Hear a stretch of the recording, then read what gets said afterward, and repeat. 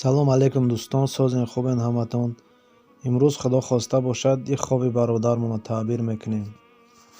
гӯшт дар хоб нишонаи беҳбудӣ ва насибаи худованд аст.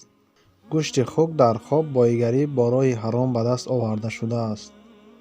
гӯшти моҳӣ бошад насибаи неки Аллоҳ. гӯшти беустуғон дар хоб нишонаи ҷангу ошӯб аст.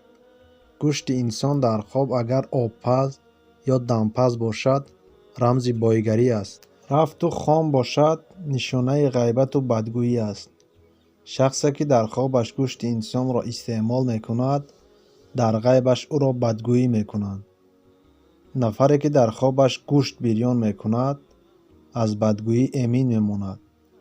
шахсе ки дар хоб гӯшти бирён истеъмол мекунад, бо сабаби пули ҳаром ба даст овардашуда дучори мушкилӣ мегардад.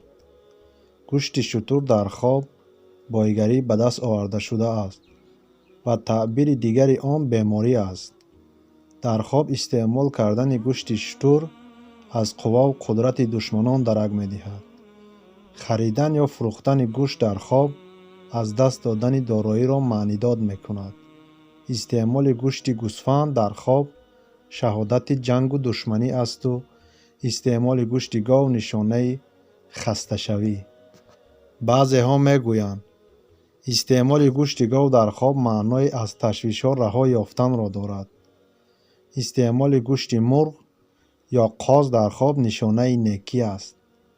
ақидаи дигаре низ аст, ки истеъмоли гӯшти парранда дар хоб нишонаи хастагӣ аст. гӯшти хоми ҳайвонотро дар хоб тановул намудан хуб аст. гӯшти намакхӯрда бошад, нишонаи бадбахтӣ аст. баъзе таъбиргарони хоб бар онанд, ки гӯшт дар хоб нишонаи бемориҳоро дорад.